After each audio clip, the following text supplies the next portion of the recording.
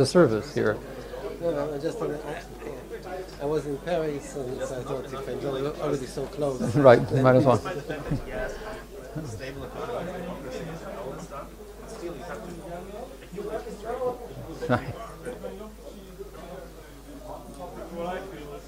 All right.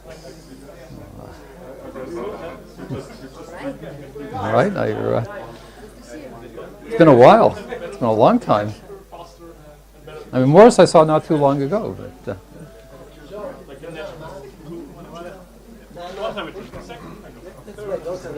We've met. Yes. I didn't recognize you. We met last in Cornell. Hey, Manishma. How are you? Okay. I'm sure it isn't there. So Daniel's writing his first paper. Oh, yeah. so.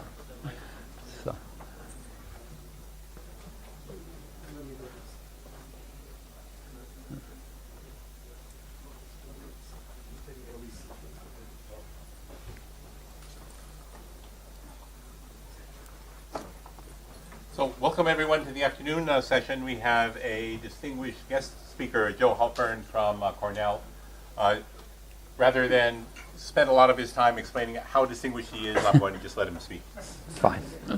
Thanks, Morris. So this is a combination of a very old talk.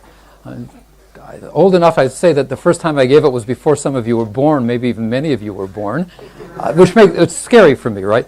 And the new stuff is a year ago, so you were all born then. So let me start by talking about common knowledge. This is fun stuff. This is the old stuff. So this is the Muddy Children puzzle. I guess now it's become pretty popular. I suspect you've all seen variants of it. So a bunch of kids are playing in the mud. Some of them get mud in their foreheads.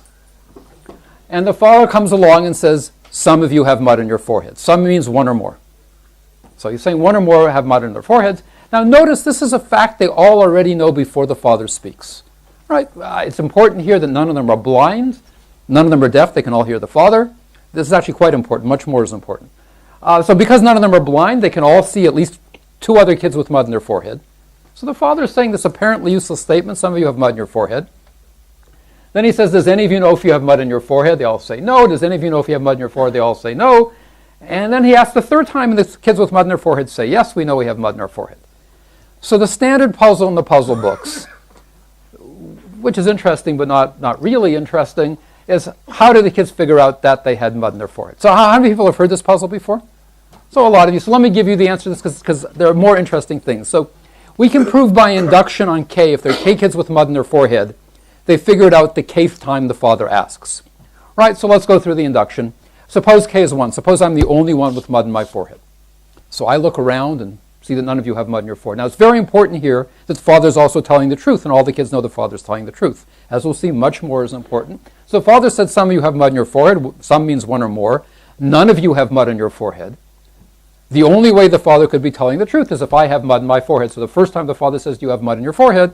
I say, yes, I have mud in my forehead. Right? Now suppose two kids have mud in their forehead. Morris and I have mud in our forehead. And I look around and I see Morris has mud in his forehead. So the first time the father says, do you know if you have mud in your, and Morris sees me. And the first time the father says, do you know if you have mud in your forehead? I say no. Maybe he was talking about Morris. Morris says no, maybe he was talking about me. Now the second time the father asks, I say, well, wait. If I didn't have mud in my forehead, Morris is the only one who could have mud in their forehead. He would have said yes last time. Now he didn't say yes last time. I heard him say no. So I must have mud in my forehead. I say yes the second time, and Morris does the same reasoning. We figured out the second time. The inductive step, the general step, case is exactly the same. Suppose, 18 of us have mud in our forehead. Now the 18 of us see 17 other kids with mud in their forehead. If I hear no the 17th time the father asks, I hear a no. I say, well, it can't be the case that 17 kids have mud in their forehead. The only other possibility is that it's 18. I know it's either 17 or 18 because I can see 17. My only doubt is about myself. And therefore I say yes the 18th time, and all the other 18 kids with mud in their forehead do symmetric reasoning, figure it out the 18th time. Are we together? Okay, now the interesting puzzle. Without the father's statement, I claim, the kids would never be able to figure out whether or not they had mud in their forehead.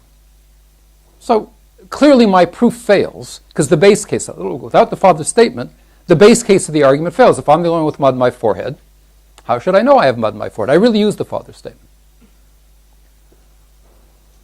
But look, the father is telling the kids something they already know before he speaks. He says, some of you have mud in your forehead. This is a fact. Some means one or more. This is a fact they already knew before the father said anything. Is that clear? Why did we need the father's statement? That seems like a little bit of a puzzle here, right? I mean, first I claim we can't solve the problem without the father's statement. And then I claim the father is telling the kids something they already know. Both the statements are true, by the way. So why do we need the father's statement?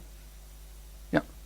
Because the children don't know that the other children know that. Good first step. Not quite right. knows that the other Well, let's take this one first. So first I claim that suppose Luba also had mud in her forehead. It's me and Morrison, Luba. And I claim that even before the father speaks, everybody knows that everybody else knows they have mud in their forehead. Why? I say, well, I know. How do I know that Morris knows? Even if I don't have mud in my forehead, I know that Morris can see Luba. Right? So I know that he knows that somebody has mud in their forehead. I know that Luba can see Morris. I know that she knows. I know all the rest of you can see, at least, I don't know about myself, but I know that all of you can see Morris and Luba.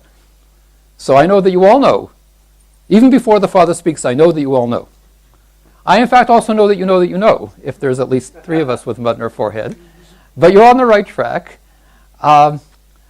It's true that everybody knows. It's true that everybody knows they know. It turns out if there are K kids with mud in their forehead, we can show that everybody knows, that everybody knows, that everybody knows, that everybody knows K minus 1 times that everybody has mud in their forehead. So, but not K times. It's actually important. So let's, me and Morris and Luba again. I claim not only do I know that everybody has mud in their forehead, I know that everybody knows, including Morris and Luba. I went through that argument. But I don't know that everybody knows that everybody knows. I don't know 3 times, because there are 3 kids with mud in their forehead. Why don't I know that everybody knows that everybody knows? Well, I think it's possible. You have to imagine these little thought bubbles like in the cartoons. I think it's possible. I'm imagining a world where I don't have mud in my forehead. In that case, it would just be Morris and Luba.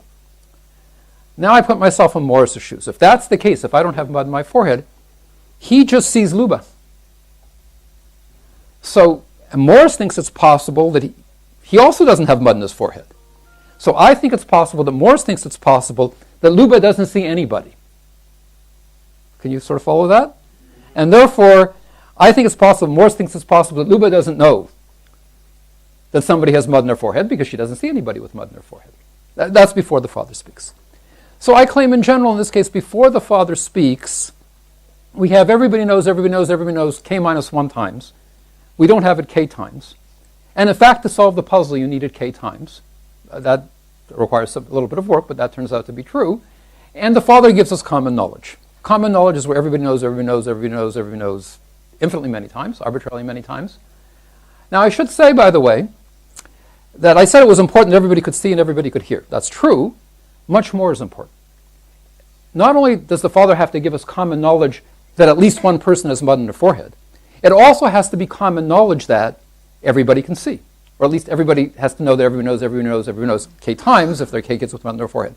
If I even think that Morris thinks that Luba can't see, I don't know, isn't looking, the argument fails. It has to be common knowledge that everybody can hear. It has to be common knowledge everybody's paying attention. If I think Gun's sitting there reading his email, which I know he's not because I can see him. Sorry, I didn't.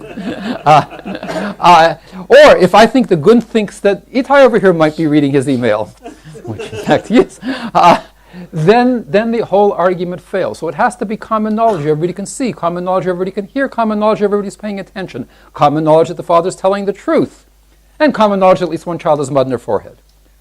All right? Suppose you buy that. How do we get common knowledge? This is meant to be a serious question. I mean, where did the common knowledge come from? Let me tell you the wrong answer, just so you get the sense that there's something to be said here. You say, well, the common knowledge came because everybody heard the father. Not good enough. Suppose the father had taken each of the kids aside individually and said, come on over, I have something to tell you, and says to them, look, some of you have mud in your forehead. Right? So he takes them, Morris, come over here and tell Morris, some of you have mud in your forehead. Morris looks at me like, why am I telling him this? He already knows. No common knowledge. It's not enough that the father took aside each kid individually.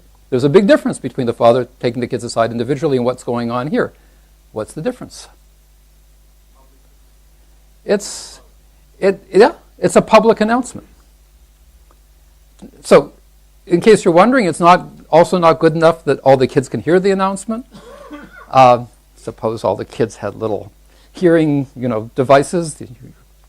They went to CIA camp and learned how to bug all the other kids. And, I can take Morris aside and tell him that some of you have mud on your forehead, and all the kids heard that. That's not good enough either. It's something about the public nature of the announcement. Suppose you buy that. Well, how do we common knowledge in a computer system? I can't, stand up and I'm processing some distributed system, right? I can't make a public announcement. Sure, I can send a broadcast message. Maybe not everybody gets it. For sure, they don't all necessarily get it at exactly the same time. Yeah. Can I ask you a question? Sure. Something feels like you generated common knowledge from another common knowledge that you had before, that everybody knows that they can hear the father, right? Yeah. So common knowledge somehow came from more common knowledge. So that's interesting. That's a good question. So we can debate, and I'm going to argue later in the world maybe there is no common knowledge. That's coming. I think what it is about the situation that makes it public, common knowledge, one way of analyzing common knowledge, and I won't get into, I'll say a little bit about that later in the talk, it's a fixed point. So we're in a certain situation. What's special about the situation? It's a situation X where everybody knows that we're in situation X. That's what makes it public. Oh, hold on. I don't want this to keep happening. I have a little app called amphetamine. And amphetamine keeps my computer, this is true, I was told this by one of my students, amphetamine keeps my computer awake. It doesn't make the screen go black. So this should work. Hopefully this won't happen again. Okay. So to answer your question, if we can get in this special situation where one of the properties of the situation is that everybody knows we're in the situation, that in a sense is what it means to be a public setting. Public means that everybody knows that it's public. If everybody didn't know that it was public, it wouldn't be public. Then we can get common knowledge. Because common knowledge is the property X such that everybody knows that X is the case. Technically, it's the greatest fixed point, but let me not go there. So now you can debate whether there really are really public settings like that. It's an interesting debate. It's a serious debate, but let me not get into it now. So let me say a few words about how we model this formally, because it'll come up again later. So the intuition goes back to Jaakko Hintikka, who's a philosopher, and we model knowledge using what's called the possible worlds model. People have some philosophy backgrounds, what are called Kripke structures, named after Saul Kripke, another philosopher. And the intuition is besides the actual state of affairs, an agent considers possible a number of other states of affairs. And you know some fact P, if P is true in all the worlds you consider possible. The nice thing about this is that there's a very natural way of capturing this in distributed computing. And so in a way that we're all completely used to. So think of a system, just a bunch of processes connected by a communication network. I want to think of each process as having a local state. Now, your local state can be what messages you've sent, what messages you've received, values of some variables. It is what it is, but this is something I think we're all used to in distributed systems, modeling an agent by, for example, their history. You can think of your history as being your local state. I'm going to take the global state of a system just to be a tuple consisting of each agent's local state. A run of a system, some people use the word history or trace, these are all essentially equivalent, is just a sequence of global states. So this is the global state of time 0, the global state of time 1, the global state of time 2, right? And that's sort of a standard model in distributed computing. And a system is a set of runs, so think of you're running a protocol, so you can think of all the possible executions of the protocol. These are the runs of the system. Okay, does that make sense? Okay. Now, the philosophers talked about possible worlds. I'm going to take a possible world to be a pair Rm consisting of a run and a time. So think of freezing you're running the system, think of an execution, you're freezing the execution at some point. That's a possible world. Now, of course, in this model, associated with each possible world is a global state, each agent's local state. And so the philosophers talked about, in a particular world, what worlds do you consider possible?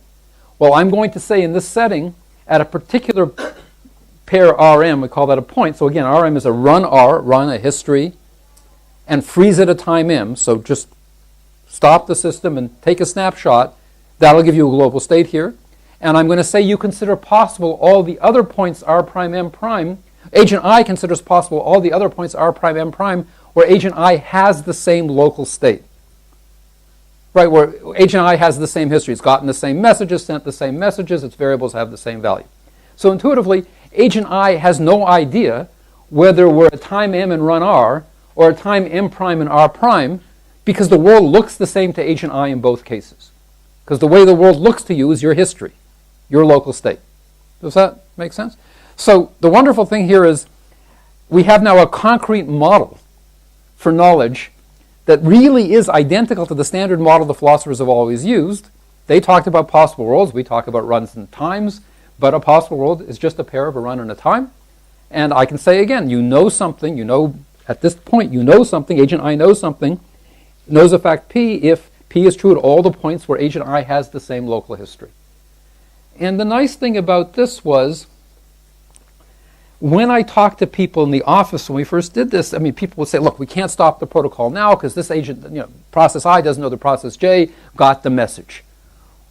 Oh, no problem, send them acknowledgement. But when we translated, when we unpacked, we can't stop the protocol now because this guy doesn't know that this guy knows that this guy is faulty.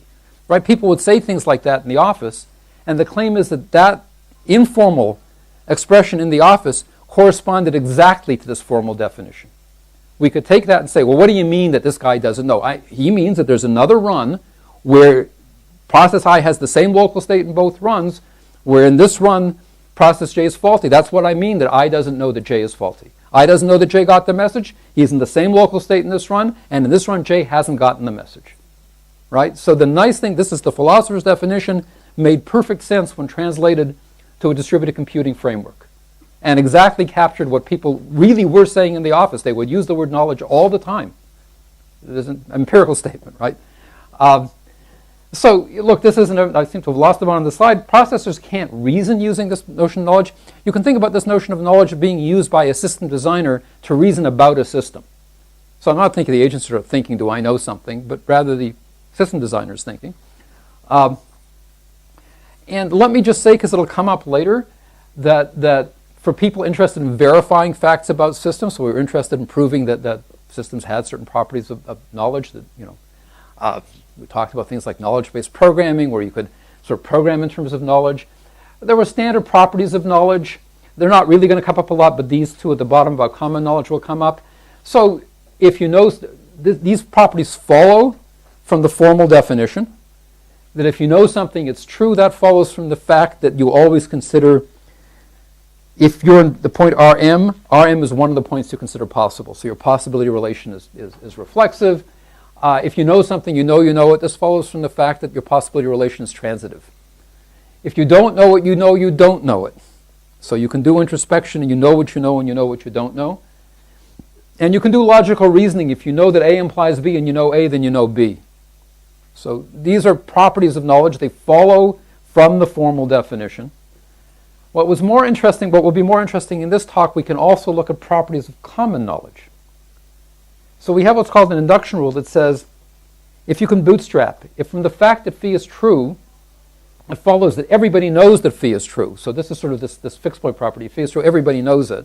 And psi is true as well. Then from the fact that phi is true, psi is common knowledge. So you can follow from this that if everybody knows, from phi everybody knows phi, then from phi everybody knows that everybody knows phi, and then everybody knows that. From this fact you can prove by induction that if phi is true, then everybody knows k times that phi and psi is true, from which it follows that psi is common knowledge. And the last point is what's called the fixed point property of common knowledge. If something is common knowledge, and everybody knows it. Now this is actually really important. One of the reasons we care about common knowledge is it's a situation where everybody knows that we have it. You can't have common knowledge without it being common. That's the whole point of common knowledge. If it's common, then everybody knows that it's common. Otherwise, intuitively, it wouldn't be common. I'm going to come back to this. This will actually be relevant to contracts and blockchain. That's the whole point of the second half of the talk. Okay, so let me give you our first application of common knowledge. I mean, this is a picture of an old slide. My wife was the artist. I could never draw this well. So in the slide, there are two generals. This one's red and this one's green. It's the coordinated attack problem, which is actually due to Jim Gray. I guess I'm giving the talk now. For those of you who don't know, Jim Gray was a very famous database person, so here's another thing being stolen from the database community. Jim won the Turing Award. And so there are two generals. They want to attack this village below, but they don't want to attack unless they're going to coordinate their attack. That's why it's called the coordinated attack problem. So they want to attack at the same time. If one of them attacks alone, they get wiped out. That's a bad thing. The only problem is, although it looks like in this picture they can see each other, you have to imagine they're miles apart. And the only way they have of communicating is by means of a messenger. And the messenger might get lost or captured en route. So communication is not guaranteed. So what happens? The green general sends the red general a message saying, attack at dawn. The red general is very happy. His army's all set to go. He would happily attack at dawn, but he's a little bit worried. What's he worried about? Well, that's what this guy's worried about, that this guy didn't get the message. This guy actually got the message. What's he worried about? He doesn't know that he got the message, thank you. So what's he going to do? He sends an acknowledgement saying, okay, happy to attack at dawn. Now the messenger makes it. This guy got the message. Now this guy knows that this guy got his original message. Are they going to attack? Why not? Okay, come on, let's unwind it. Because who doesn't know what?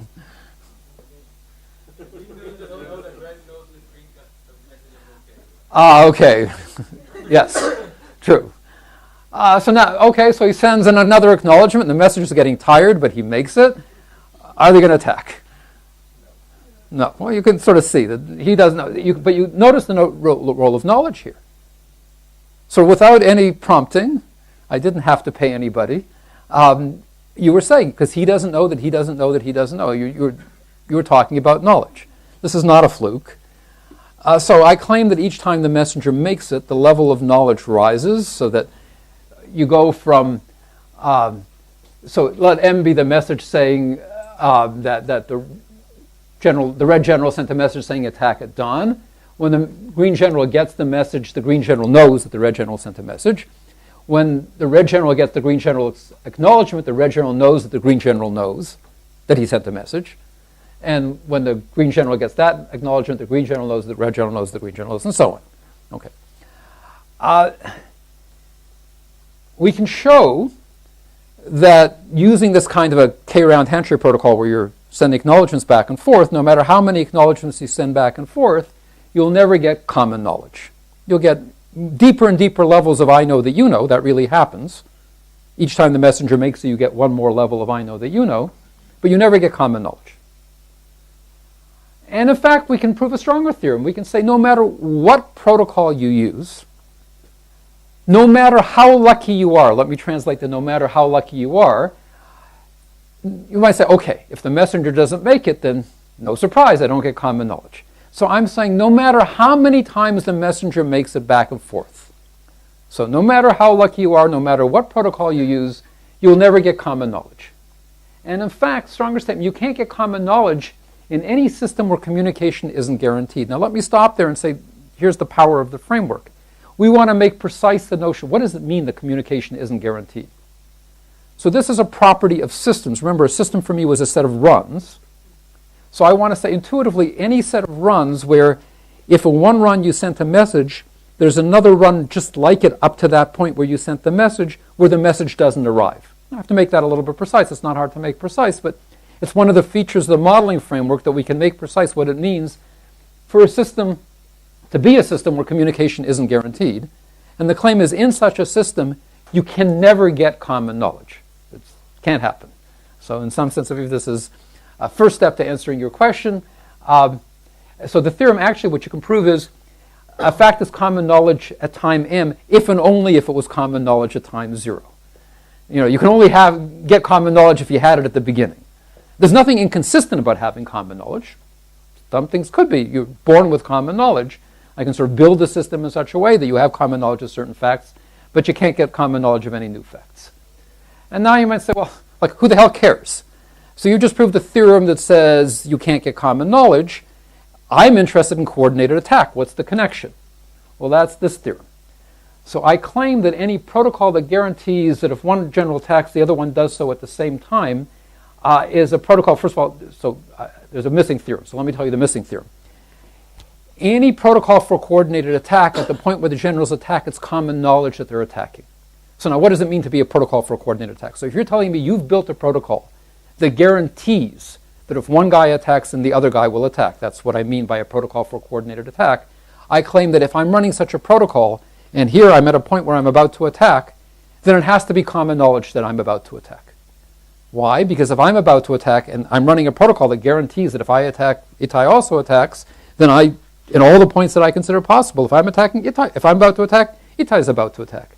And at all those points, he knows that I'm about to attack. So, and it's actually a pretty straightforward inductive argument that says, at the point when I'm about to attack, if I'm running a protocol that guarantees coordinated attack, that if I attack, Itai necessarily attacks, then it's common knowledge that we're both attacking. So if you have a protocol for coordinated attack, it has to be one where, at the point when they attack, they have common knowledge that they're going to attack. So as long as I tell you that it's not common knowledge from the beginning they're going to attack, that is to say, if before they got together, they said, look, Sunday at 5 o'clock in the morning, that's when we attack, and that was built into the protocol from the beginning, that's consistent. But if they didn't have an agreement beforehand that they were going to attack, then no protocol is going to give them the common knowledge. So, coordinated attack requires common knowledge. This theorem says you can't get common knowledge. Conclusion, you can't do coordinated attack in any system where communication isn't guaranteed. Right? Does that make sense? So the logic makes sense. To attack, you need common knowledge. You can't get common knowledge. No attack. Now, so I had a theorem that said you can't get common knowledge if communication is not guaranteed. What about if I guarantee communication? So I have a system where communication is guaranteed, but small problem, there's no upper bound in message delivery time. So I grew up in Canada, so I can say this. This is like the Canadian postal system. They promise the letters will arrive, but sometimes the letter can get lost, and then they discover it 20 years later, and they deliver it to your door. Here, we promised we'd get it to you eventually. Okay, 20 years late. It's exactly the same argument that shows that you can't attack if you don't have... There's no point at which you're going to get common knowledge because you always have... The systems where there's no upper bound in message delivery time as far as this argument goes work the same way as systems where the messenger might get lost, and you can't get common knowledge, so you still can't do coordinated attack. Okay, now suppose I build you the Japanese system, where messages are guaranteed to arrive within a nanosecond. But it could be better. Maybe messages arrive right away. So I tell you, messages are guaranteed to arrive intuitively within epsilon time. Think of epsilon as being a nanosecond, but they might take less than epsilon. So messages don't take exactly epsilon or less. There's nothing special about 0 and epsilon. It could be a half epsilon, epsilon. Just all I need to know is that there are 2 possible amounts of time that messages could take to arrive. What could happen? So we have 2 robots named R2 and D2. So essentially, when I first gave the talk, everybody got it. Then there was a period in the middle when nobody got it. And then, Star Wars has come back, so now everybody gets it again. So what I want to assume is that there's an upper bound of epsilon in message delivery time, but let's say messages might take anywhere from 0 to epsilon to arrive. In the argument, I'll just use 0 and epsilon. So messages either arrive in 0 time or epsilon time, but there's nothing special about those times. What is very important is the players don't have synchronized clocks. Let me assume they all have clocks. Let me assume it makes your life easier. They run at the same rate. So when I measure 1 minute on my clock, that's the same as 1 minute for Udi. 1 minute is 1 minute for everybody. But, right now my watch says 2:31, maybe his says 2:32.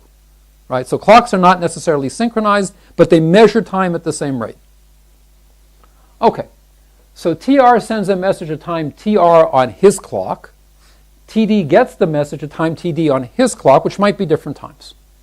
Now, it's common knowledge that a message takes at most epsilon to arrive, so there's no need for TD to send an acknowledgement, because everybody knows that the message is going to arrive within epsilon. Okay? at what point does R2 know that D2 knows M? I'm just saying, at what point is R, on his clock, at what point is R2 sure that D2 got the message? And TR plus epsilon, because R2 is saying, okay, I sent it to TR. These are very exact clocks. I know the message took most epsilon to arrive. So epsilon after I sent it, R2 knows that D2 got the message. So R2 knows that D2 knows M. Okay? Now, at what point does D2 know that R2 knows that D2 knows M? So at what point is D2 certain that R2 is certain that he got the D2 got the message? So D2 knows that R2 is certain that he got the message at time TR plus epsilon. So I'm asking, at what point is D2 sure that R2's clock is reading TR plus epsilon, where TR is the time that the message was sent? So that's TD plus epsilon y. What's D2 worried about? So R2 is worried that the message took epsilon to arrive. So he has to wait till TR plus epsilon because the message might have taken epsilon to arrive. What's D2 worried about? He's worried that the message took 0 time to arrive. So let me say this slowly. D2 is worried that the message took 0 time to arrive, in which case TD equals TR. So he's not sure that we reach TR plus epsilon until epsilon after he's gotten the message. So D2 knows that R2 reaches TR plus epsilon, therefore D2 knows that R2 knows that D2 knows M at TD plus epsilon because D2 is worried that the message took 0 time to arrive. If, for example, D2 knew that the message took exactly epsilon to arrive, life would be simple because then he'd know that TD equals TR plus epsilon. He'd know right here at TD that R2 knows it. Is that clear? So for D2, what's bad is the message took 0 time to arrive. Okay, so at time TD plus epsilon, D2 knows that R2 knows D2 knows M. When does R2 know that D2 knows that R2 knows that D2 knows M? I put another KR in front here, right? Well, so without the KR in front, D2 knows that R2 knows that D2 knows M at time TD plus epsilon. So I'm asking, at what point is R2 sure that we reach TD plus epsilon? It's TR plus 2 epsilon because R2 is worried the message took epsilon time to arrive. So when are we certain that we reach TD plus epsilon? Well, TD could be as late as TR plus epsilon. So TD plus epsilon could be as late as TR plus 2 epsilon. My point is that to get one more D2 knows that R2 knows that D2 knows that R2 knows, we're going to keep ratcheting up. To get the next D2, we'll have to go to TD plus 2 epsilon, then TR plus 3 epsilon, then TD plus 3 epsilon, TR plus 4 epsilon. You can go through the argument. But the point is, look at the system. I promise you messages arrive within a nanosecond. This fact is common knowledge. You know, I send a message to I know, like within a millisecond he's got the nanosecond, he's got the message. And when do we get common knowledge? Never. Never. I have to, so this is stuff that was Yoram Moses' thesis. I mean, I remember sitting on the couch at his home when we figured this out. We sort of looked at each other and said, nah, that can't be true. And then we get together a week later, can't be true, and we'd figure it all out again. But let me give you some intuition. The key point about common knowledge is when it's common knowledge, everybody knows it. So common knowledge, when it happens, has to happen simultaneously. There's no way that I can think something is common knowledge before Gun thinks it's common knowledge. I mean, that's just an inherent property of common knowledge. It has to arrive simultaneously at all points. And that's why it can't happen here. You can't get that simultaneity. There's no point when we're assured that, that it's the same time for me and you. So you actually can get common knowledge if we had, the problem isn't the messages could take up to epsilon to arrive. The problem is the uncertainty in message delivery time, that they could take either 0 or epsilon. If I promised you that messages took exactly epsilon, I see some hands, but just let me finish the sentence. If I promised you the message took exactly epsilon to arrive, no problem. We'd get common knowledge epsilon after the message was sent. At time TR plus epsilon, exactly after epsilon after the message was sent, it would be common knowledge that TD equals TR plus epsilon, right? Because the message is commonly known to take TR epsilon to arrive, and we'd have common knowledge of the message right at that point. Right? So if we knew that the message took exactly epsilon time to arrive, common knowledge. So the problem isn't that messages take non-zero time to arrive, it's that they could take less. It's that there's uncertainty about message delivery time. So likewise, if there were a global clock, if we could all in 0 time look at that clock and you know, perform actions simultaneously looking at that clock, again, no problem. Because R2 could say, I'm sending it my message at time 5 on the global clock. At time 5 plus epsilon, it's common knowledge. Because 5 means 5, right? It's useless for R2 to say, I'm sending it at 5 o'clock on my clock, because D2 doesn't know what that time is. But if there's a global clock and he's saying, I'm sending it at 5 o'clock at the global clock, no problem. But now I saw some hands of Viv, and there was a hand back there, so Viv first, and then...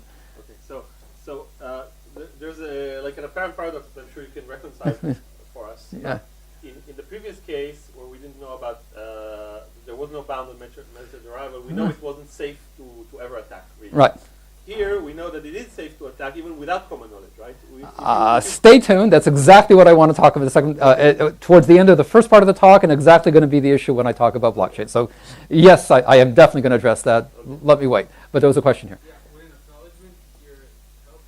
Wouldn't make any difference. It wouldn't make. I actually shouldn't say that.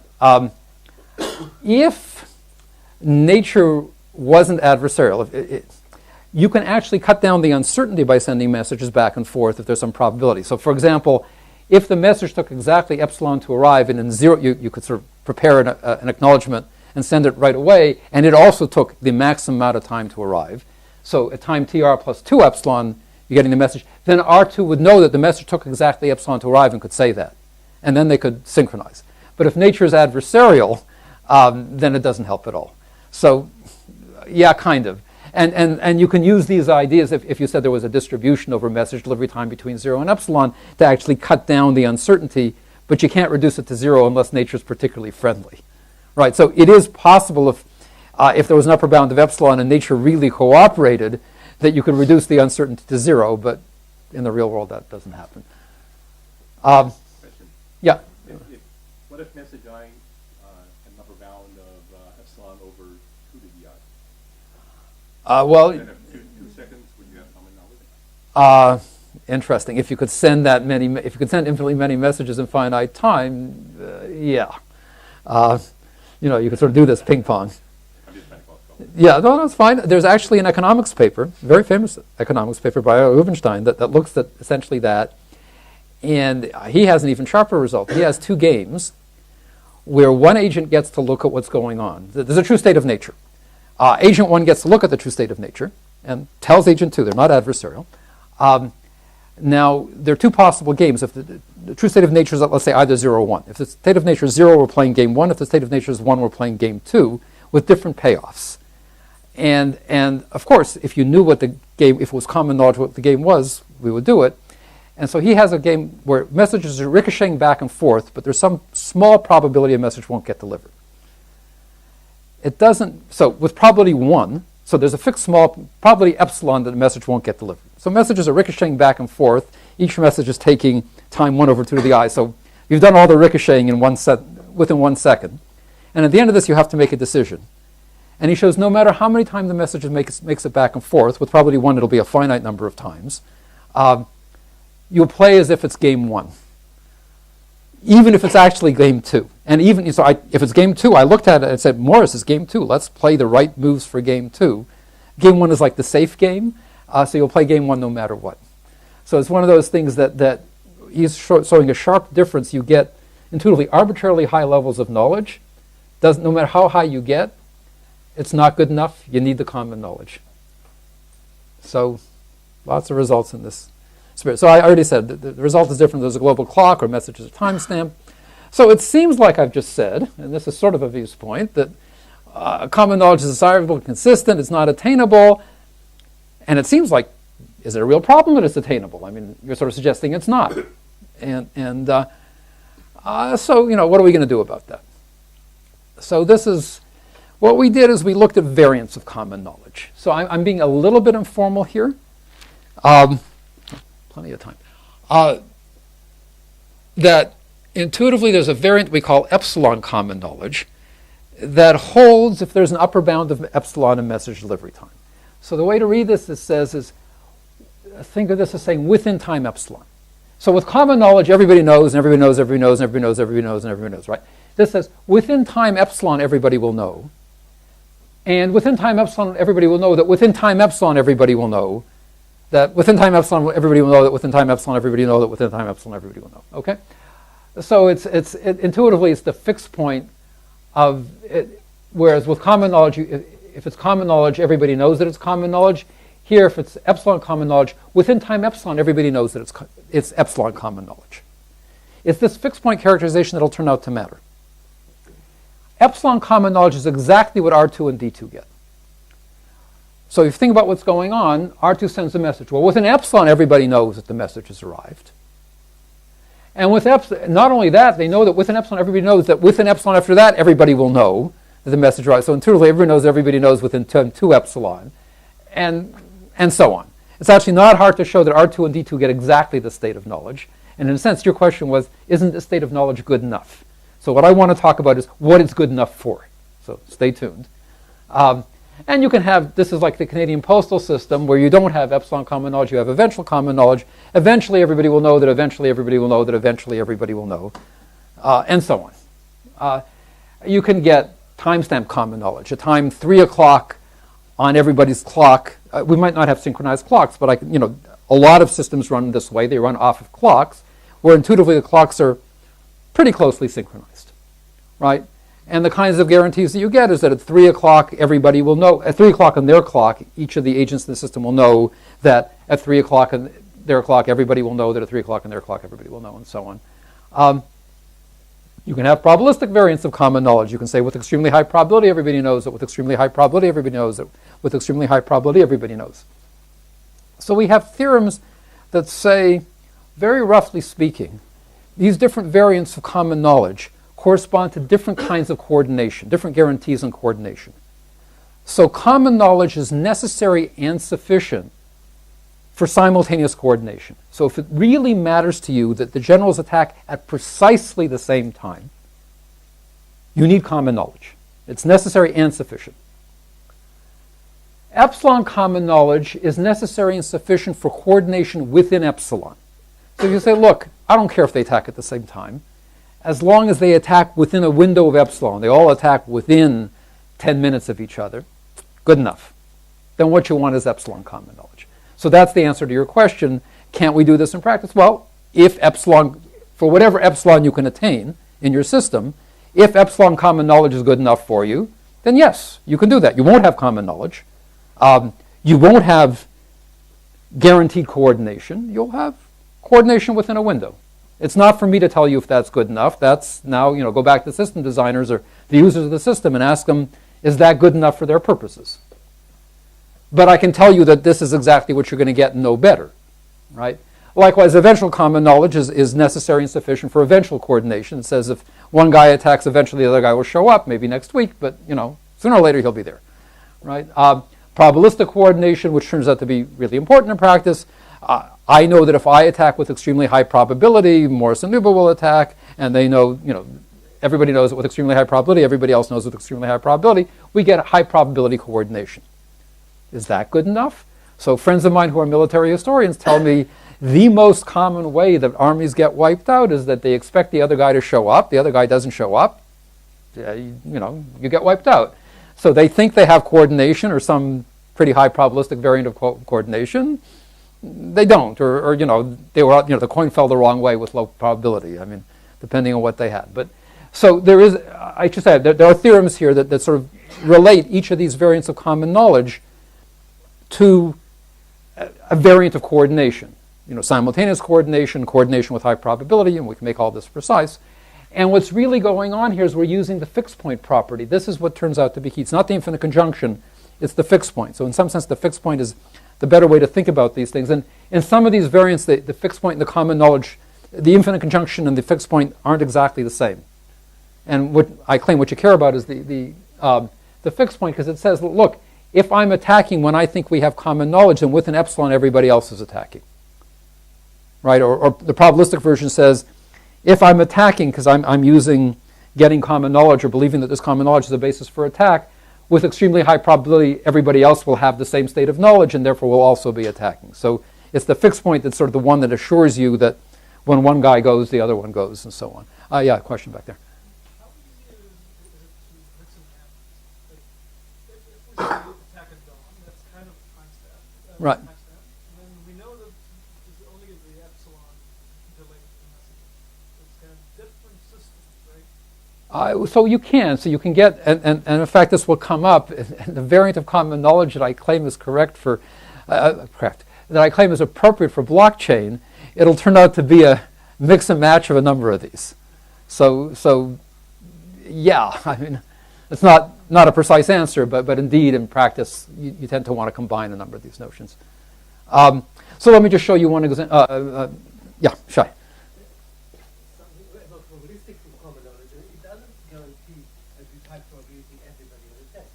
Because with high probability, there is still a high probability that one of them will not attack. In fact, if you have epsilon, if you have high probability common knowledge, it does guarantee that with high probability everybody will attack.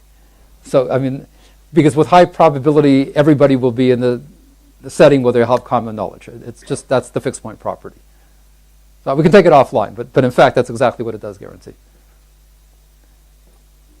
Now, you can debate whether or not you actually get it, but if you actually have it, then you have the guarantee.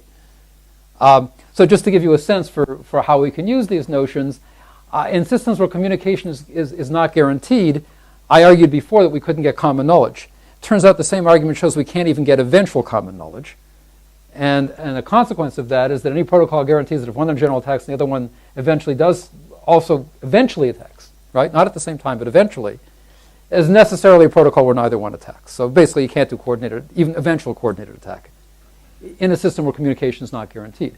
Of course, in a system where communication is guaranteed, messages arrive eventually, you can do eventual coordinated attack.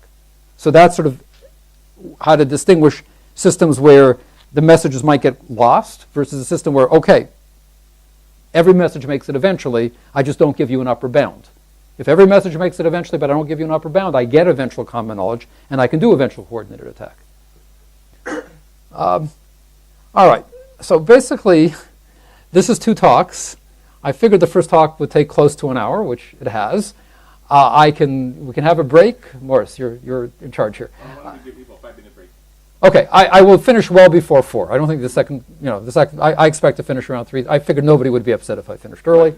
5 minutes about the epsilon to get to the bathroom. Okay, so 5-minute break, and then I go on. So this is what I wanted to say about common knowledge, and then I'm going to talk about applying this stuff to blockchain. Just to show you how sharp this situation with common knowledge, and I want to come back to the point that common knowledge is hard to get. So when we talked about the muddy children, I was saying the father gives the children common knowledge. Is this reasonable? Is it reasonable to think the father gives the children common knowledge? So it depends in part on how you analyze the system. Sure, if you think of the standard way we model synchronous systems in distributed computing, right? So there's round 1, 2, 3, 4, 5, and let's say all messages arrive within a round. So if I send a message at round 1, it's received at round 2. At that level of granularity, if that's how you model things, you have common knowledge, no problem. Messages take exactly 1 round to arrive. Clocks are effectively synchronized because the assumption is that everybody knows what round 1, round 2, round 3 are. Common knowledge, no problem. Let's go back to muddy children. So just to give you a sense, when do you know something? You see something, when do you really see it? When do you really hear it? We have to assume there's some processing time in the brain, which is non-zero. Right, so if I'm driving my car, I see a little kid running in front of the car. It takes me a while before I go, oh, I should hit the brake. There's a little kid running in front of my car. It takes, apparently according to psychologists, on the order of milliseconds before, so to speak, the message goes from your retina to your brain that, it's time to hit the brake. And it takes longer if I'm drunk, for example. Right? It's not there's a constant amount of time. The amount of time it takes depends on the person. Some people have faster reaction time than others. And as I say, reaction time is affected by the fact that you're drunk. So let's do a demo. I'm about to drop this pen. Let's assume everybody's paying attention. How could you not pay attention to such a fascinating event? So I'm about to drop it. My question is going to be, is it common knowledge that that was dropped? Now let's assume you're all equidistant, so the amount of time it took the sound of the drop to reach your eardrums was the same. Let's not worry about the time that it took to, the speed of sound. everybody heard it at the same time. But of course, hearing it is when your eardrum vibrated. You understood that I dropped the pen only when your brain processed the sound and the vision, right? And I think it's reasonable to assume that there's some uncertainty. So if I think of me dropping the pen as a message from me to all of you, right? Message to your brain. There's uncertainty in message delivery time. Precisely what we have with R2 and D2. Right? Because different people have different processing speeds, and your processing speed is, maybe you're a little bit tired after lunch, or you're thinking about your last email, and it's variable. So I claim literally me dropping that pen, we're in the R2-D2 situation. We don't have common knowledge. And if you think about, once you start thinking that way, we never have common knowledge in the real world. Right? There's no absolute simultaneity in the real world. And this has implications, so let's talk about blockchain. So actually, before I do that, are there any questions from the last talk? I mean, we have time. Everybody's happy? Okay. So this, I assume I can, I give this talk to people who've never heard of blockchain, so I assume here I can go fairly quickly over the standard background. At the heart of Bitcoin, there's the blockchain, a protocol for achieving consensus. And as a number of you pointed out, there's clearly a deep connection between consensus and common knowledge. Right? I mean, the whole point of a consensus protocol is to achieve, in fact, common knowledge among the non-faulty guys. So, if we're going to use blockchain protocols for applications like contract signing and making transactions like house sales public, what's the whole point here? What do we really care about in the blockchain? What's, if you like, the semantics of the blockchain? I claim that what we really care about is making these events common knowledge, or some reasonable variant of common knowledge. Right? Why do people sign a contract? Why do people shake hands at the end of a contract? I claim it's to make it common knowledge. That you sign, typically in the presence of the other guy, although these days it's quite often the lawyers who get together and sign. When I've signed, you know that I've signed, and when you sign, I know that you signed, and I know that you know, and I know that you know that the contract was signed. Making a house sale public, what does it mean to make a sale public? I claim it means precisely to make it common knowledge. Everybody knows that the house was sold, and everybody knows, and everybody knows, and so on. And typically, if we think about what properties we want of a blockchain protocol, I mean, there are many, so this is certainly not the only one, but I claim that certainly one of the things we want is we want the blockchain protocol to make what's on the ledger common knowledge, or some reasonable approximation to common knowledge. The question is going to be what reasonable approximation do we want? So again, this is my standard. What's a ledger? I assume everybody knows. It's a distributed database that can be viewed as a sequence of blocks of data, so think of the blockchain. What's important here is that in general, at any given time, different agents will have different views about what transactions are on the blockchain. The hope is that the things that are far enough back everybody agrees about, but certainly for recent stuff, there will not be a common agreement on what's on the blockchain. You've talked about this stuff here. I can assume everybody knows, right? It's possible that a given transaction included in Agent I's view at time m might disappear at a later time m prime, but the hope is that stuff that's old won't disappear, just very recent stuff that will disappear. Now, here's already a difference from what I was talking about before. So before, when I talked about systems, I didn't say it explicitly. I should have. Let me say it explicitly now. I was assuming, so I remember I said a global state is a tuple consisting of the local state of each agent. I was implicitly assuming a fixed set of agents. Right? All the analyses, all the standard analyses that use knowledge and common knowledge in systems assume we had a system consisting of n agents. Yes, some of them might be faulty, but it's a fixed set of n agents. Now, in the blockchain world, the set of agents changes over time. A new merchant might decide to adopt blockchain tomorrow. Some merchant might decide, I'm sick of using blockchain, and drop out. So the set of agents involved changes over time. So when I talk about common knowledge, and when I say everybody knows, who exactly is everybody? Everybody is a moving target. Are we together? I mean, this is a real issue in blockchain. Also, we want to allow for dishonest agents who might not follow the protocol. I mean, so lots of work, good, and other people are getting incentive-compatible blockchain protocols People might cheat because they might gain an advantage by cheating. So when I say this is the blockchain protocol, this is also an issue that arose in applying knowledge to analyze consensus and Byzantine agreement protocols, because again, there's a set of faulty agents. So we want to deal, so we didn't have, when we were analyzing Byzantine agreement and consensus, there we assumed a fixed set of agents. That's standard. There's n agents, and no more than a third of them are faulty, or no more than a half, whatever assumptions you're making for analyzing consensus or Byzantine agreement. The assumption is that n is a fixed number.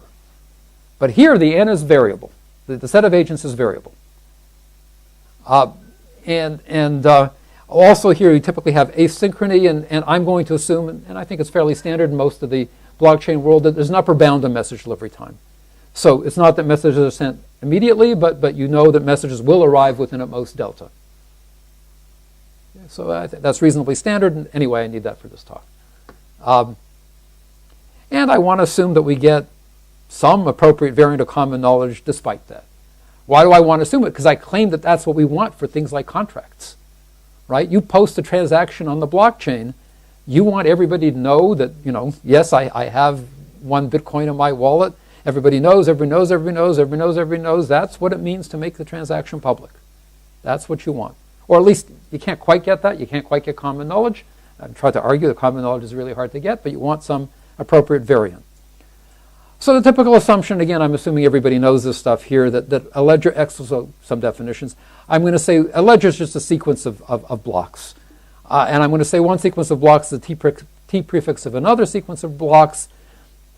If X is a prefix of a ledger that contains all but the last T transactions in Y, right? So again, I assume you know this. And blockchain protocols are assumed to be T consistent. So if agent I is honest, and honest for me means that I has followed the protocol since joining the system, not since the beginning, because I might not have been in the system since the beginning. So if I joined at time 7, then he's been honest and followed the protocol since then, yeah. Returning quickly to the previous point, why is it important for me to convey everybody that I have the money, while I can only convey the seller that I have the money? So seller will. That's true. So you might not, but since you might be dealing, if I think about Bitcoin, you don't know in advance which agents you're going to be dealing with. It's sort of a safer assumption that you try to make it public, so that anybody who needs to know will know, right? I mean, if you know in advance who you're dealing with, you're right. You don't need to make it common knowledge. It has to be common knowledge among the people involved. So that's true. It's not going to help you in anything I say, but it is true. But it's a fair comment. I mean, you don't necessarily need common knowledge among everybody in the world. You just need common knowledge among the people involved in the transaction. But I stress that for certain transactions, like me having money, I don't necessarily know in advance who I'm going to need to convince that I. Each transaction convinces a particular recipient. That's true, but if you gave me, 1 Bitcoin from my wallet, or 1/10 or 100th, whatever, you gave me some fraction of Bitcoin from my wallet, I want to be able to convince an arbitrary other person that I have it. It's true that for any specific transaction, I just need to convince the person who I'm conducting the transaction with. But at the point when I get it, I don't know who that person's going to be, right? So, so one property that we assume of blockchain protocols, and again, I assume you all know this, is T consistency. That if X is a T prefix of my ledger of agent I's ledger at time M, then at all times in the future, all honest agents will have X as a prefix of their ledger, right? So stuff that's old stuff doesn't go away. That's old enough doesn't go away, right? Is T consistency enough? Well, it depends on the application. And what else do you need? Depends what you want to get. So let's, just a simple example. And again, I assume you've all seen this kind of stuff. Suppose that attorneys require that electronic signatures on a contract are received by 11:30. Let's even assume you have a global clock. If they're received by then, the contract will be in force at noon on that global clock. We might hope that if signatures are received by 11:30, it's common knowledge that messages from the attorney are all received within 5 minutes and everything is recorded in the ledger. Then at noon on the global clock, all agents will have common knowledge that the contract is in force, and we know that this is not going to happen. Not only won't they have common knowledge by noon, they won't have common knowledge at any time, right? So, even given that this isn't going to happen, we want to see what flavor of common knowledge will happen. But even ignoring that, so imagine we had some variant of common knowledge that was good enough. Let me point out that this doesn't follow from T-consistency, because T-consistency just guarantees that any prefix, a sufficiently old prefix of my ledger will be on everybody else's ledger. But suppose T equals 10. So it says that anything that's more than 10 transactions ago, everybody else will see. But if my ledger never grows past length 3, T equals 10 has no byte. Right? So we're going to need some assumption about ledgers growing all the time. But even ignoring, so there's notion of delta weak growth that says if an agent is honest and has a ledger of length n at time t, then all honest agents will have ledgers of length n at time t plus delta. So ledgers will grow, and that you could add things on it to make them grow arbitrarily. But here's the main result. If we have delta weak growth, this is delta weak growth that says if you have a ledger of time n, eventually everybody will have a ledger of time n. And T-consistency that says if something is a prefix of my ledger, eventually it's going to be a prefix of everybody's ledger. It suffices not just for agent 1 to know that agent 2 will know within time delta that 1 will have the contract in his ledger. This combination is necessary and sufficient to achieve what I call delta box common knowledge. And some you were asking Gilad about combination. So here's a combination. Let me explain what this delta box common knowledge is, roughly. Among the honest agents, so there are 3 subtleties here. There's the delta, there's the box, and the honest agents. So roughly speaking, this says that each honest agent will know within delta. This is like the epsilon common knowledge. So within delta, everybody will know that at all times in the future, the box is like a temporal knowledge box. So within delta, everybody will know that within delta, everybody will know. Well, who will know? Within delta, all the honest agents, whoever they are at that time, will know that at all times in the future, within delta, all the honest agents, whoever they are at that time, will know, and so on. So the set of honest agents is a moving target. And roughly speaking, this says that within delta, whoever is honest within delta time units, whichever set of guys happens to be honest then, those guys will know that at all times in the future, within delta time, whoever is honest then will know, and so on. Question? The question is, so you have, in this model, as far as I understand, different agents have different ledgers, but the point of blockchain is to establish the one ledger that everybody agrees on. So how does this... Well, there's never, I mean, at any point, I mean, what's D1 ledger? You can only talk about D1 ledger at time infinity. So I'm looking at each time t, right? There is that part of the ledger that everybody agrees on at time t. And, but there isn't... It's not that I'm putting a contract in my ledger, I'm trying to put it in the ledger, wait for some time. Yeah. Yes, that's what's going to happen. The question is, how is this applicable to the, say, Bitcoin or Ethereum? Right. So they're equivalent viewpoints. I'm not assuming that there's one ultimate ledger. I'm assuming everybody has their own version of the ledger, and there's consistency properties between each of our versions. They really are equivalent. You can go back and forth between the 2 versions. So what I'm saying is that the contract is in all of their ledgers. So I think we're agreeing here, right? So I'm not assuming that out there somewhere there's the ultimate ledger.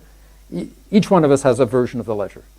I am assuming that there's a lot of consistency between the versions of the ledger. So anything that's in my ledger that's more than t transactions ago will also be in your ledger, right?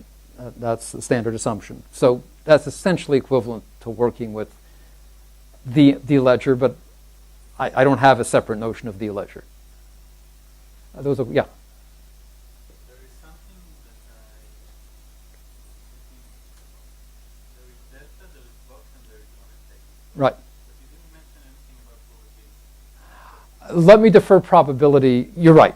So really what I want is one more thing. With extreme, I really want yet a third thing with probability. You're completely right. Let me assume that all of these properties are guaranteed for now with probability 1. Now, in fact, they're not. They're all guaranteed with high probability. So, I mean, I'll get this under the assumption that I have t consistency and this delta weak growth for sure. And you're going to tell me, no, I don't have them for sure. I just have them with high probability. So what I get is all of this with one more operator here with extremely high probability. So I'll be say with extremely high probability within delta time units from all times in the future with extremely high probability, the honest guys will know. So yes, you're absolutely right. But it just adds yet another complication to everything I'm going to say. So I sort of pushed it off the last few slides, at which point I waved my hands hard because dealing with it correctly would take me another talk. But I'll give you some hints on it. But there's no question that that's what we want to do. So the intuitions are exactly the same. Adding the probability is literally, okay, replace all these by instead of they hold for sure, they hold with high probability. And we'll just get with high probability is just another thing that I want to mix and match. And I can make sense out of all of that. Aviv. So somehow when we were writing proofs for our papers on Nakamoto-style consensus, we ended up with the notion that I guess maps exactly to this. Oh, great. Which is we epsilon accept, so which is kind of a way of saying with probability up to 1 minus epsilon, right. We have knowledge that within time delta, everybody will have Yeah, exactly. will epsilon accept. So we have theorem saying we epsilon accept, then everyone within delta will epsilon accept. Right. And if I epsilon accept now within delta time, I Right. will epsilon over 2 accept. Yeah. So you're really proving sort of a variant of common knowledge. I mean, so I'm not surprised Of course, it's not surprising given all you said. because I claim this is what you want. Yes, And I'm so- very happy to see this because we've been having a hard time explaining the model. What this There you notion go. of epsilon accept to people. Terrific. So we should talk after Come it's up with that. right. Now So now there's now I tell you there's a long tradition here, and so it's funny when I wrote this paper and people saw it and said, this feels like a blast from the past because I'm all these ideas of variance of common knowledge. So true confession, the paper appeared 1990. I mean the conference version of the paper appeared in 1984. And the journal version, I don't know, appeared in the early. It took forever to get it published, so these ideas of variance of common knowledge have been around since 1984, and was precisely to say we can't get exact common knowledge, but we can back off a bit and get these. And then the question is, in what direction do you want to back off?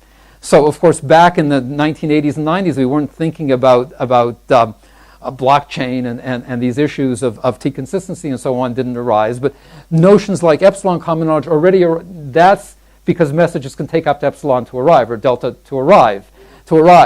The extremely high probability is because the properties you want don't hold with probability 1, they hold with high probability.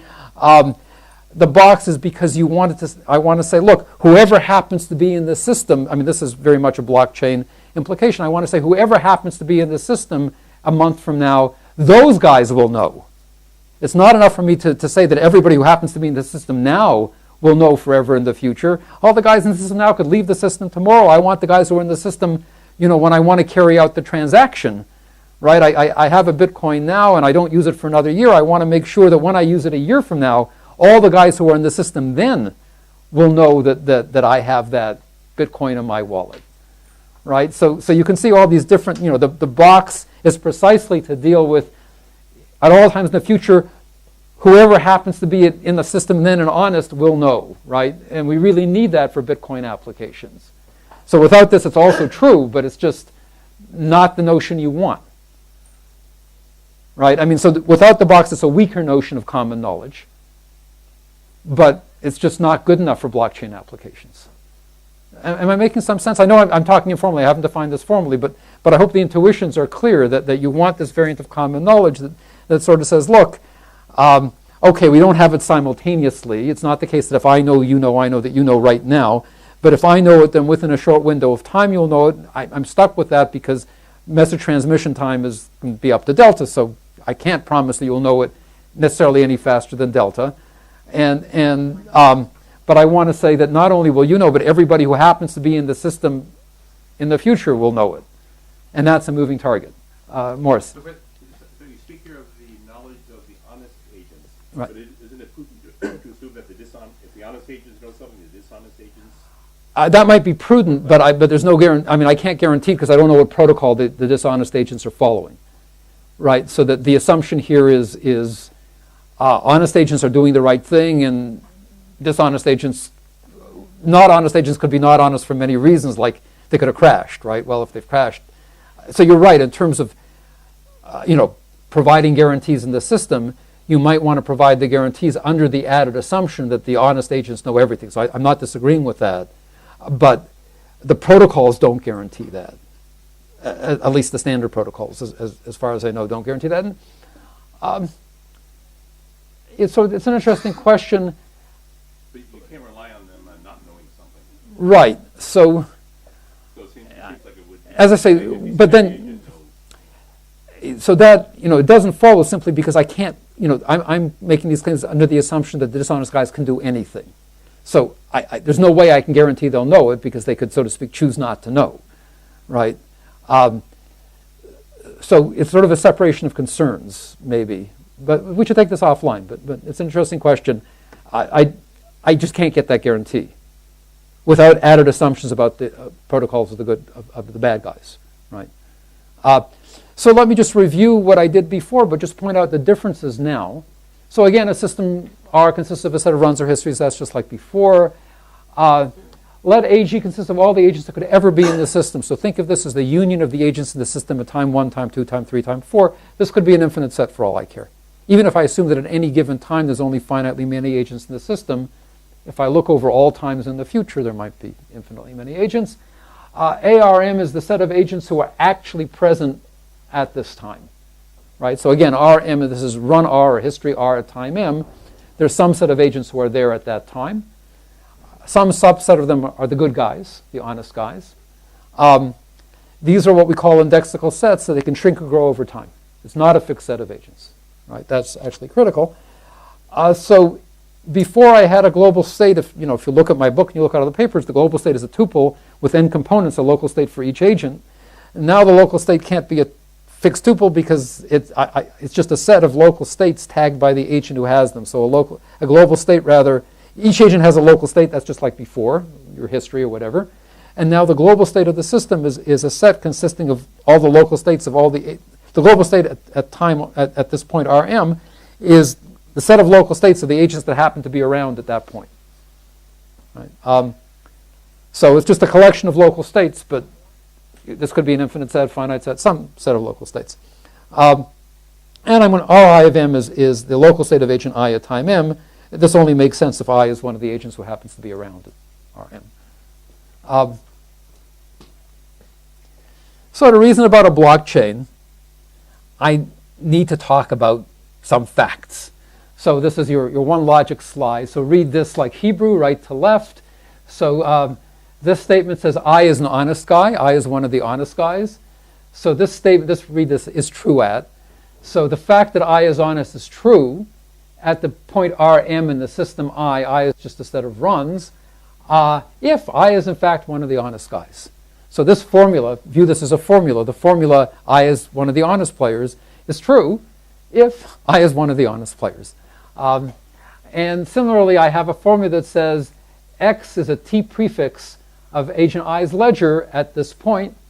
That formula is true if X is indeed a T prefix of whatever agent I's ledger is at that point. So these are the basic facts we want to reason about and have common knowledge about or some. So I also want to make statements like box phi. If you've seen any temporal logic, this is just a statement that phi is true now and forever in the future. So it just says phi is true at all. This is true at time m. If phi is true at all time m prime greater than or equal to m. Right? So box phi is true at time m. If phi is true at m and at all times in the future, this is standard temporal logic. And as I said, the circle delta phi that says phi is true delta units from now, so that's true at time m, if phi is true at time m plus delta. These are all basic operators.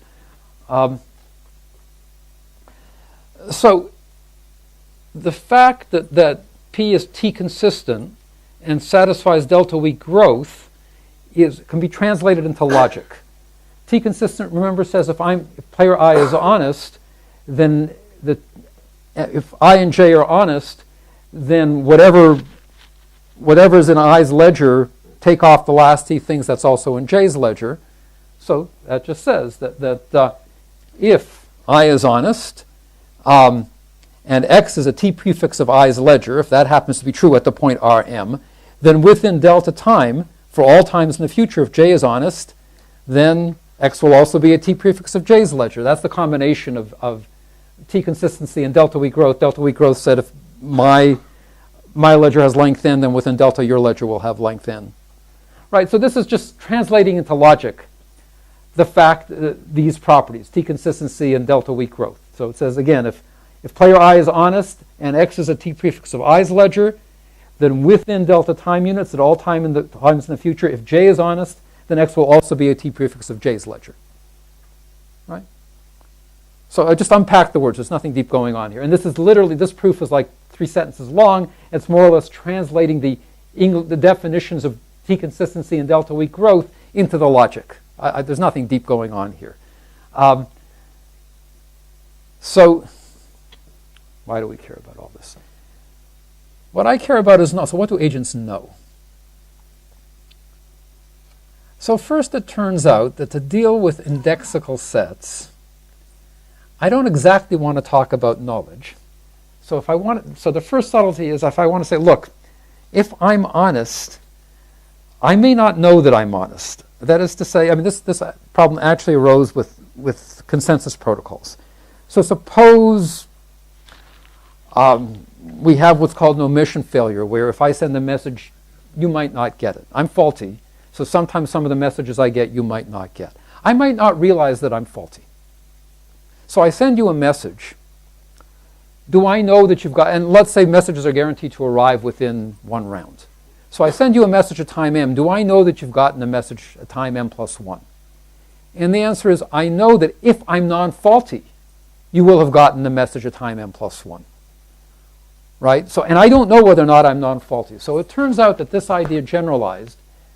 So we want to say, look, instead of talking about knowledge, I don't want to say I know something. I know that as long as I'm non-faulty, something is true. So we actually, it's Yoram Moses and Mark Tuttle who first introduced this notion. So I'm going to say phi is belief among the agents. Agent I believes phi if I is an S. Think of S as the honest guys or the non-faulty guys. In general, S is an arbitrary set. That's what's called indexical. Its membership changes, potentially changes from time to time. If phi is true at all the points r prime, m prime, where I has the same local state and I is an S. So the old definition of knowledge said you know something if it's true at all the points you consider possible. So I would have said agent I knows phi if phi is true at all the points r prime, m prime, where I has the same. So agent I knows phi at the point rm if phi is true at all the points r prime, m prime, where agent I has the same local state as at rm. So if I ignore this was the standard definition of knowledge. You know something if it's true at all the worlds you consider possible. You consider a world possible if you have the same local state at that world as you do at the current world. Are we together? So given your view of the world, given the information you've gotten, you know phi if at any other point where you could have gotten the same information, phi would be true. Now I'm adding this extra requirement. I'm only requiring phi to be true at the worlds you consider possible where you're actually an S, where you're actually honest or non-faulty. That's the way to think about this. So that's what the S is doing here. I knows that if he's an S, then phi holds. That's what this is capturing. Okay. That turns out to be important. It turned out to be the right way to deal with honest agents. So once we have this notion, so it's essentially, instead of I know that phi is true, agent I knows phi, it says agent I knows that if I is an S, then phi is true. Agent I knows that if he's non-faulty, then phi is true. And then everybody in S knows phi is just a conjunction of that. Common knowledge is the infinite conjunction. So this is, in the special case where S is a constant set, where S is a fixed set of agents, then this just reduces to the standard definition of knowledge. So this is a generalization.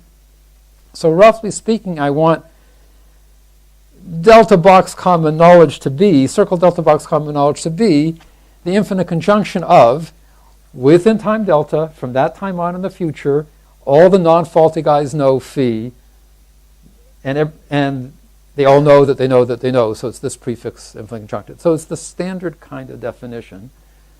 That's what delta box common knowledge means. At this point, again, I've left out the probability. That's coming. Dumb. So roughly speaking, I want to prove the following. This is what I claim I want a blockchain protocol to achieve. If I is honest, and X is a T prefix of I's ledger.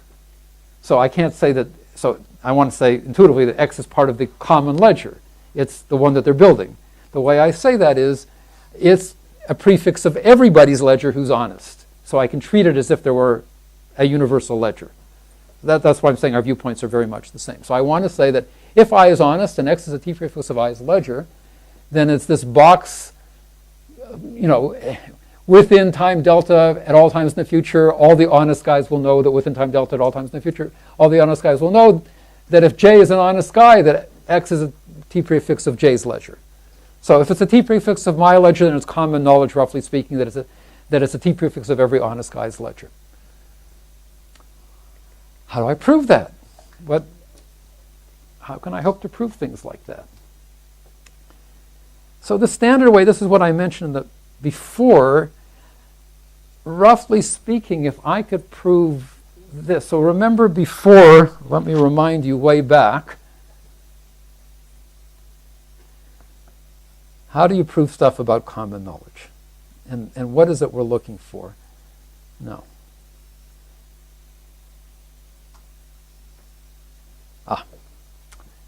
It's this property. The way you prove things about common knowledge typically is if the fact that phi is true implies that everybody knows that phi MC is true, then if phi is true, then you get common knowledge of phi. This is this induction rule.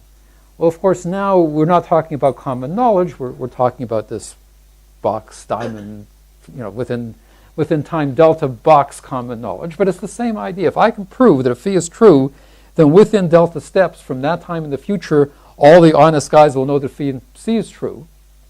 Then I'll have this with the box diamond here, right? I mean, it's the analogous claim. So that's what so don't let it's basically this, modified to deal with the fact that we have this variant of common knowledge. So this will get clearer, I hope, in a second. So this is exactly what this is saying. I want you to look, if I'm honest and psi is true, if I could show that that implies within delta time units from that time on in the future, everybody who's honest will know psi, if I could show that, then I'd be able to show that I have common knowledge, this variant of common knowledge, right? So this is just like before. I've just added this prefix, this stuff here, and then I get to put it in the superscript there. That's all that's going on. And the nice thing about that is I almost seem to have that. So try to remember this formula. What I need is a split screen. Remember what this formula looks like. And let's go back. When I gave, here's an I and H. Here's a formula, looks like a psi. Here is this circle delta box. And here's, it looks sort of like what I want. So maybe, I think I repeated this slide, but, so remember, this was our proposition. Let me repeat that. I think I was clever enough to repeat it here. There it is. We want to prove this. And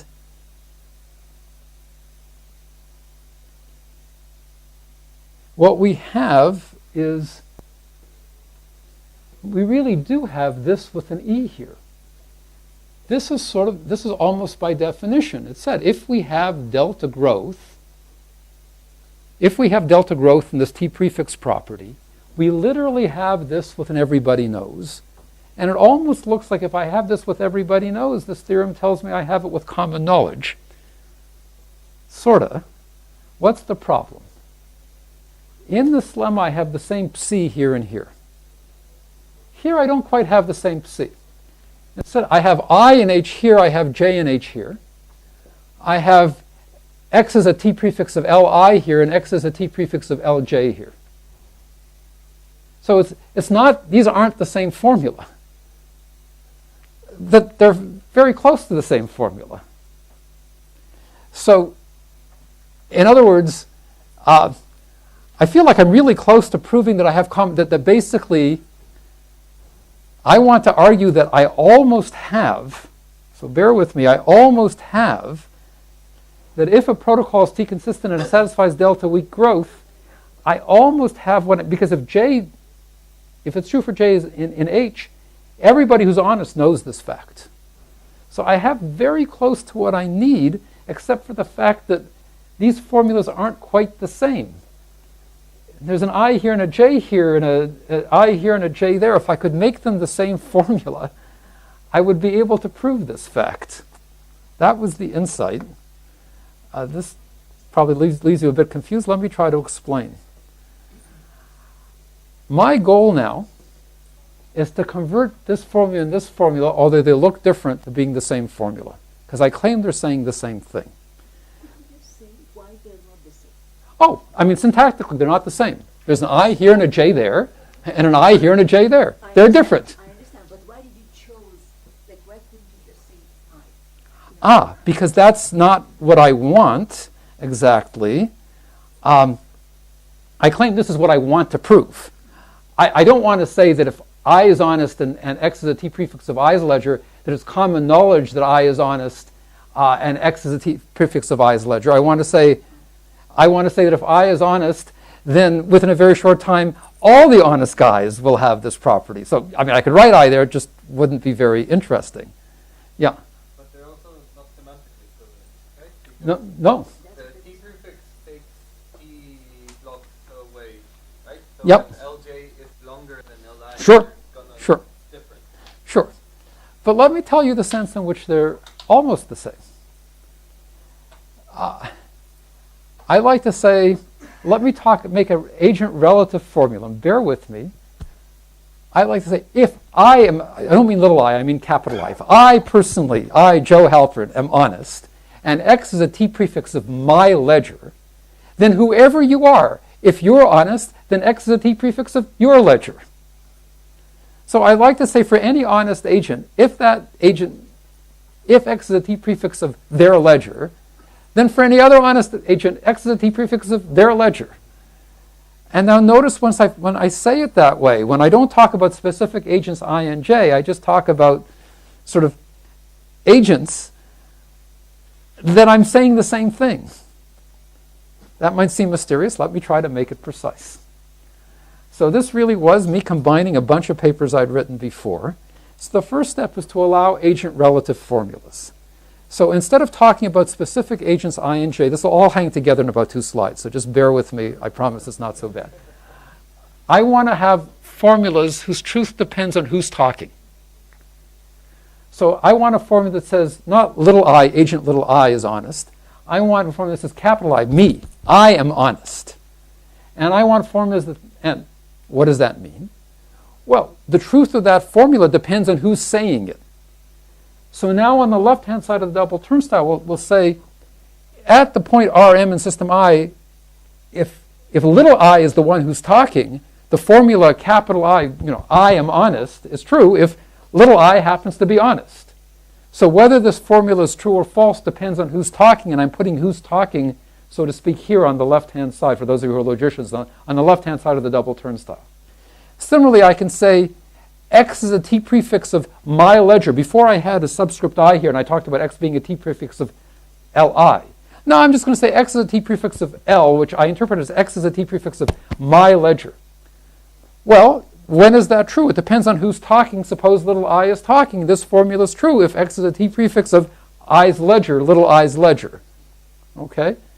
But the formulas I'm going to have are formulas that don't mention specific agents. The agents, so to speak, are going over here.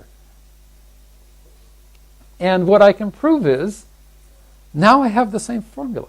If I am honest, I, not agent I, but I, me, if me am honest, and X is a T prefix of my ledger, then it's common knowledge among the non-faulty guys, there's still non-faulty guys here, that X is a T prefix of the ledger of whoever's of every non-faulty guy.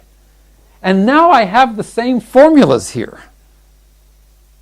And it turns out that this works, that magic, that this lemma, it applied even if I had agent relative formula. So I'm going to replace this formula by little I by capital I.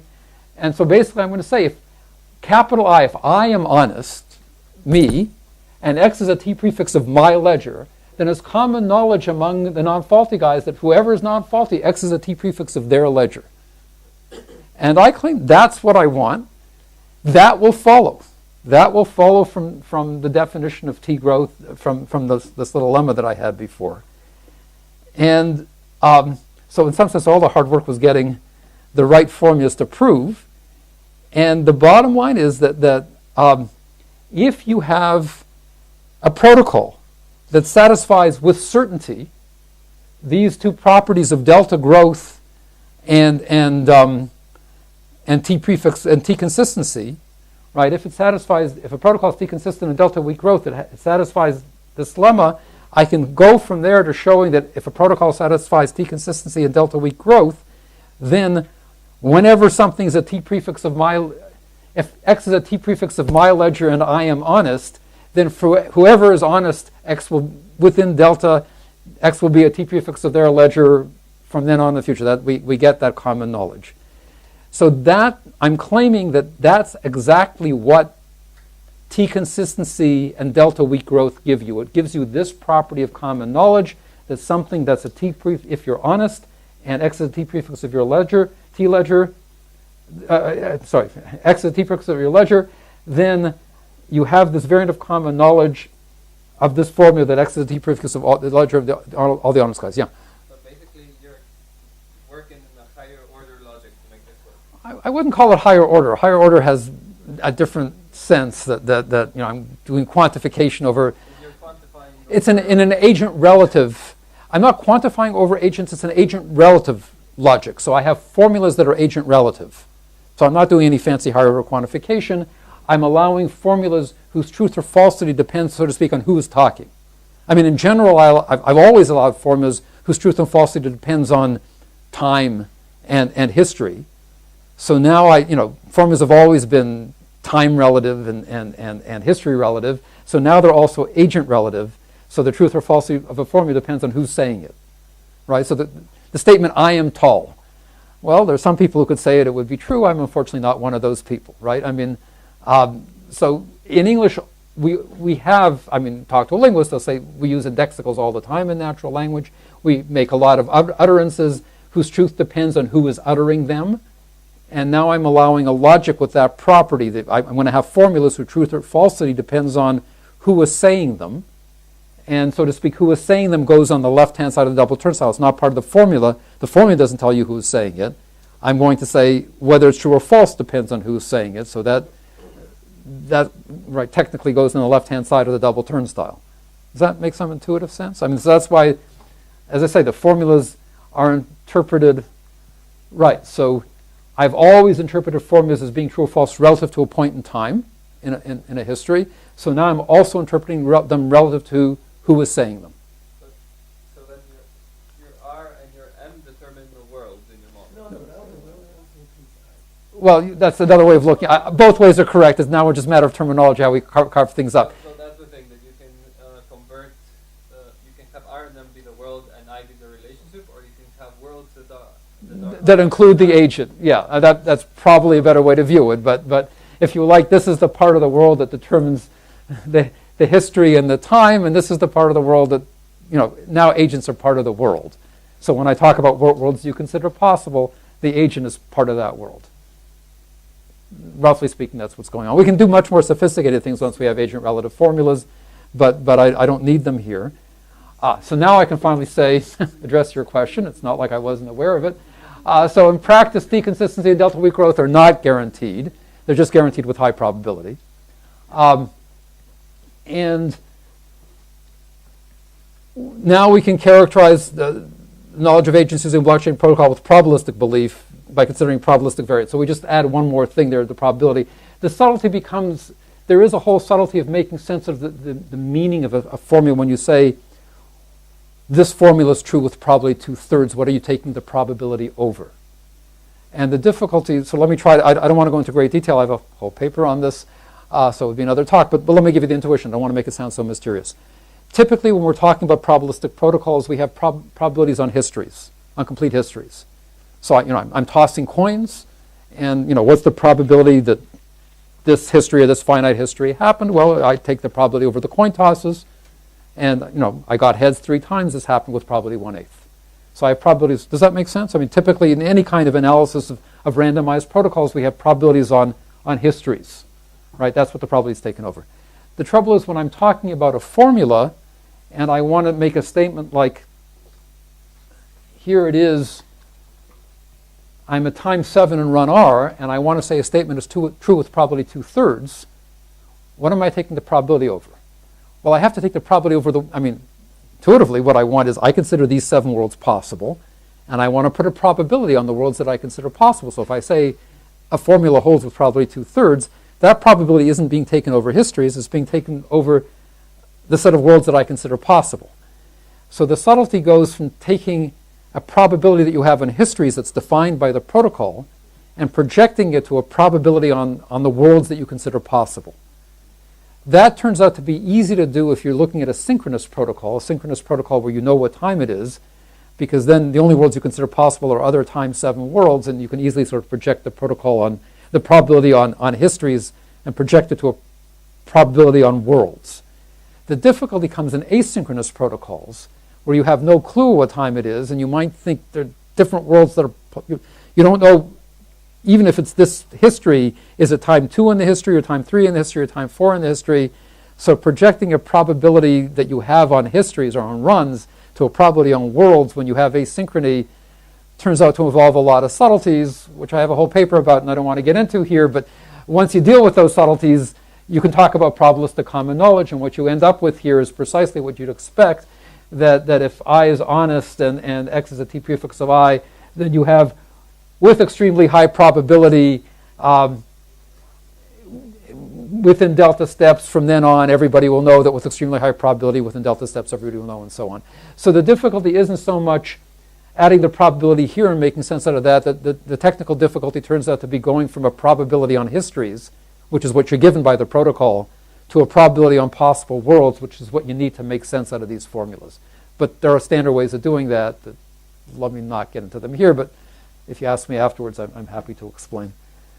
So again, the bottom line here is that if you run a protocol that guarantees you delta weak growth and guarantees with high probability you'll have delta weak growth and guarantees that with high probability you'll have consistency, T-consistency, then when something's on your ledger, you can get this common knowledge statement with high probability. Right? So I don't know if Aviv, in your protocols you also had probability, but if you did, you surely had to have a probabilistic statement in there as well. So we're not, I don't exactly understand the notion of with high probability and how you work with it here. We had something that says, if I see a state and I accept some probability of failure X, I call that X accepted, right? Epsilon accepted. Yeah. And epsilon evolves into epsilon over 2 over time. If I epsilon accepted, then with the failure probability, I will also epsilon over 2 accept after a little while, and I'll also epsilon over 4 accept. Right. So that counts with high probability in that sense. Yeah, and but what are you taking probability over? So it is over the events. It is a synchronous system. Synchronous. Once it's synchronous, life is really easy. I mean, Nakamoto consensus works in a synchronous. Oh, sure. I'm just saying that the life gets more complicated. Yeah. So in a synchronous setting, I could have easily told you, look, you have a probability. The protocol puts a probability on histories. That's the standard view that I can tell you with what probability you get this sequence of this sequence. That's any randomized protocol would put a probability on histories. And if I tell you what's the probability at time 7, you look at, out of all histories, there's the subset you consider possible. You condition on that subset, and there's this, it's easy to put probabilities on the set of worlds you consider possible, projecting it down from the histories. The difficulty is with asynchrony. Yeah. And it really is a difficulty. Yeah. I mean, it's, all right. So we got what we thought we wanted, and we got what we needed. So just a few words here, and so I'm not going to talk about probability. So not necessarily. So you might want liveness, so that if you add something to the ledger, that within delta prime it's added. I didn't assume that, right? I just said if something's a T prefix, then I promise everybody else, it's common knowledge, everybody else will have it as a T prefix within delta time units with high probability. But I didn't say that if you want to put something on the ledger, necessarily everybody else will see it. That's a different issue. Do you need that? Depends on your protocol. You may want to prevent ledgers from growing too quickly so that the nth transaction for I is close to the nth transaction for j. That you don't suddenly get this rapid spurt of growth in the length of my ledger compared to yours, and you could be way behind me while still maintaining all the other So it seems that for lots of applications, delta box common knowledge is enough. That's all that I'm promising you with this, and now you need to look very carefully at whether that really is good enough for your application. I mean, it's just like saying that, did you really need common knowledge? Well, again, I can tell you that if all you needed is synchrony with an epsilon, then you just needed epsilon common knowledge. Is delta box common knowledge good enough? Well, if you really needed this contract to be signed by everybody within a very small window, no, and the window is less than delta, it's not good enough. So this is a real world question, and the logic doesn't tell you. It just tells you that this is all I can promise you out of this protocol, and you need to think about whether what I'm promising you is good enough for your application. And that's beyond the scope of the logic in some sense. Is there something inherent that you can't extend this to a liveness notion? No, liveness you can certainly add, and there are protocols that do this. But the question is, is delta common knowledge good enough? And what about that delta? Is that the box is good? I mean, all time that's a plus. But the delta is not so good. You might not like, if delta's too big, it just might not be good enough for you. Well, sorry. Find a better protocol that guarantees a better delta.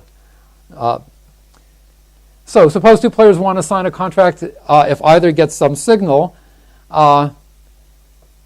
in their ledger. So if both sign within a small interval of delta, if both sign within some small interval of delta, after at least one gets a signal, then both get high utility. If one signs but the other one doesn't sign soon enough, both get large negative utility. So you want them, suppose in the real world, this is what you want. You want both people signing within a small window, right? I don't want it to be the case if I sign the contract and Udi's sitting there and wait a little bit longer. No, he's got to sign within delta, right? So if both of us sign, I get high utility, but if I sign and Udi hasn't signed yet, no good. Or if one player signs before a signal is received or signs without the other player signing, then that player gets locked. So this is, now I'm adding utilities to the picture. This is sort of a measure of how much I care about things. And ultimately, that's what matters. You can't really talk about the stuff without telling me how important it is. So if the player who gets a signal signs and sends a message to the other player to sign, and then that player signs when they get the message, then they're signing when delta box common knowledge holds, and that's good enough. So for this application, delta box common knowledge is good enough. But if you want an application that says we have to both sign by noon in real time and within delta, and so now there's a real time constraint, then you're in trouble. That can't be done. So the question is whether, for example, what you care about is only relative to what's in the ledger, or there's some external notion of real time that also matters. And in some cases I can imagine it does. And that notion of real time is not part of the ledger. It's somehow an external notion altogether. Then you're in trouble. There's unraveling arguments that say that you really need common knowledge. Delta common knowledge is not good enough. So let me stop here, but I think what I want to leave you with is I've proved a formal statement of what you can get. I think it's good enough for some applications. I have not argued deliberately that it's good. That's it. I've solved all your problems. Now you can go home. You need to think about what you need in other applications, what properties you want to hold. And in a sense, this was inspired a bit by a talk that you gave, Morris, when you said there's all these blockchain protocols and you don't know what they're promising you, and how do you know you've gotten it right? Right? What does it mean to have correctly implemented a blockchain protocol? What do you want? So in a sense, you can understand me as arguing here that one way of understanding what it means to correctly implement a blockchain protocol is if it gives you this delta box common knowledge. That's, let me put it up as a straw man, that's the semantics of blockchain, that's what you want from a blockchain protocol. We could debate that. I mean, that might be an interesting discussion to have, but at least it's sort of a semantic characterization that goes beyond, do what my code does, whatever that means, right? This is the key property that you want.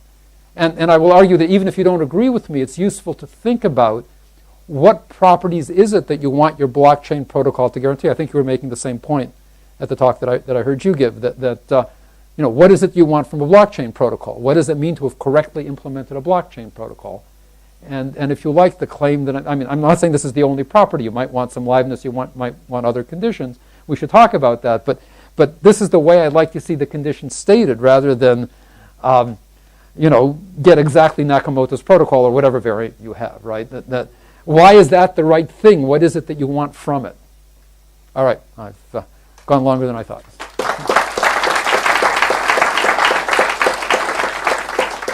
Questions, complaints, Break. It's time for a break.